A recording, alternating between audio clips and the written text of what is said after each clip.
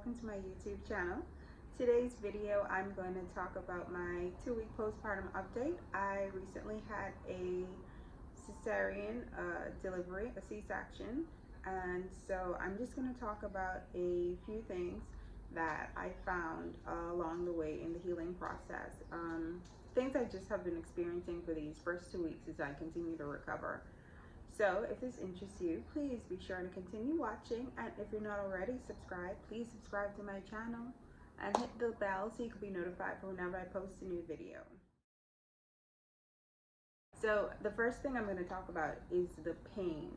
Now, typically after the procedure is done, the epidural starts to wear off, and so once that starts to wear off, I know for me when I was in the hospital, they were administering pain-killing medications to me through my IV.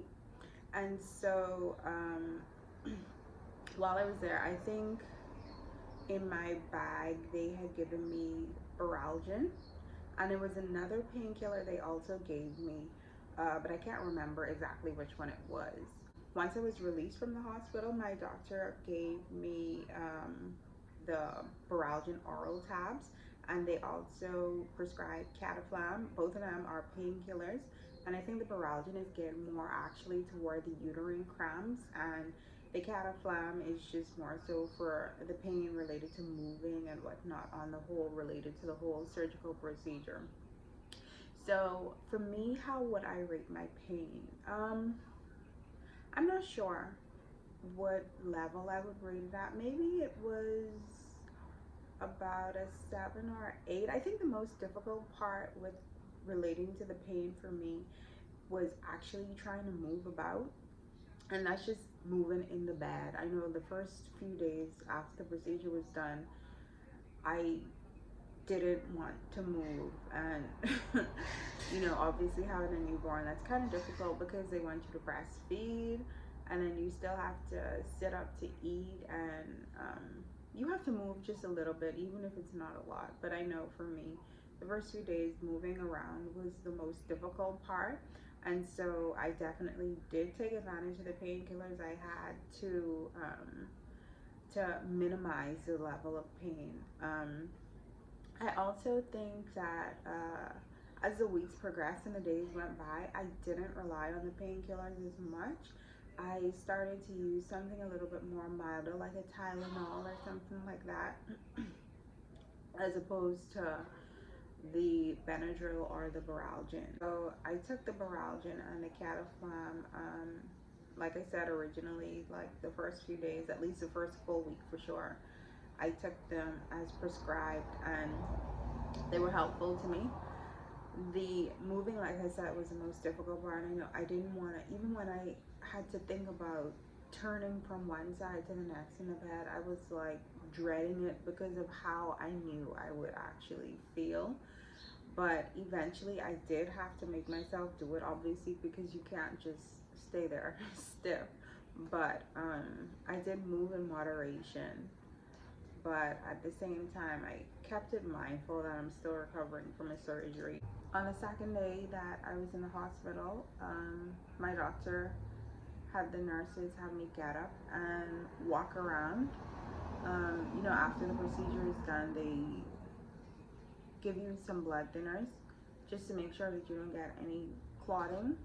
And so that second day moving around is very important because they want to make sure that the blood is flowing around as it should properly and that you're not experiencing any issues. So that was one of the biggest things for me relating to pain, more so getting up and having to use my abdominal muscles.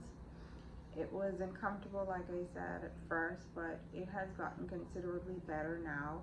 I just am mindful to take it easy where I can, and he also suggested that I do no lifting. The only thing I could basically do is just walk and lift up the baby. That's about it. Anything heavier than the baby, nothing that is related to the baby, is not for me to do. Everything else I just leave for somebody else to do, and I just basically just walk and take care of the baby. That's it. I also experienced discomfort when I went to use the bathroom. So I guess the painkillers help with this particular area as well. You know, after the C-section procedure, I guess because of the way it was done, how they had to make the incisions and actually go into your uterus and move things around, it was very uncomfortable having to use the bathroom. Especially the first few times, I actually dreaded when I had to go to the bathroom the first time, because I knew that it would probably be one of the most uncomfortable experiences that I would have experienced. But eventually you just get over it, and I got past that point, and it's not so bad at this point. So my scar, I have a horizontal scar, and oh, for those who may not know, this is actually my second C-section recovery. So my doctor just used the original incision I had from my first procedure. I think he had to go a little wider this time though.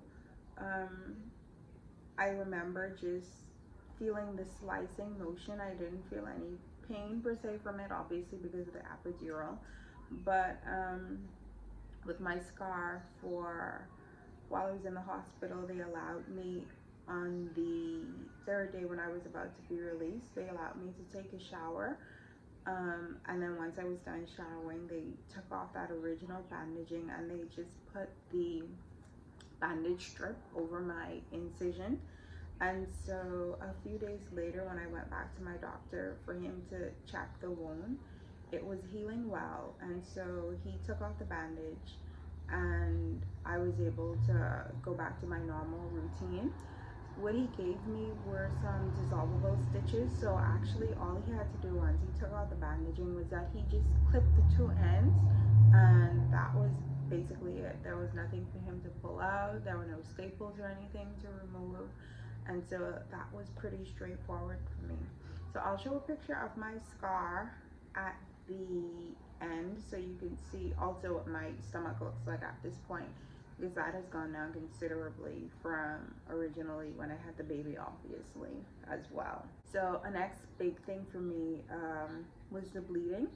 I don't know if everybody realizes that after a cesarean you do still have the bleeding like you would with a vaginal delivery. I'm not sure if it's heavier or lighter, but for me, I think the bleeding was moderate. For the most part, my heavier days were the first few days, and after that, it got considerably lighter.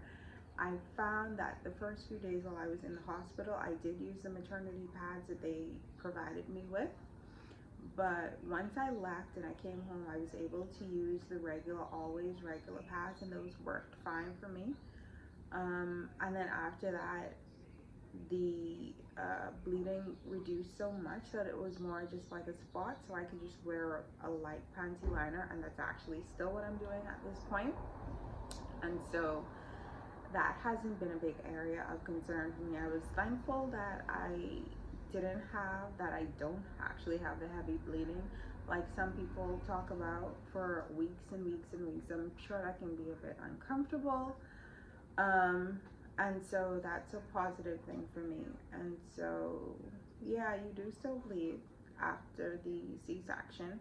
And I know a lot of people recommend in those first few days, I guess, where you can't take a shower and whatnot, to use a peri bottle. That way you can spray and clean yourself. Or they even have the wet wipes that you can use to help just to clean yourself up so you don't feel so nasty or gross down below. And so that's what I did as well.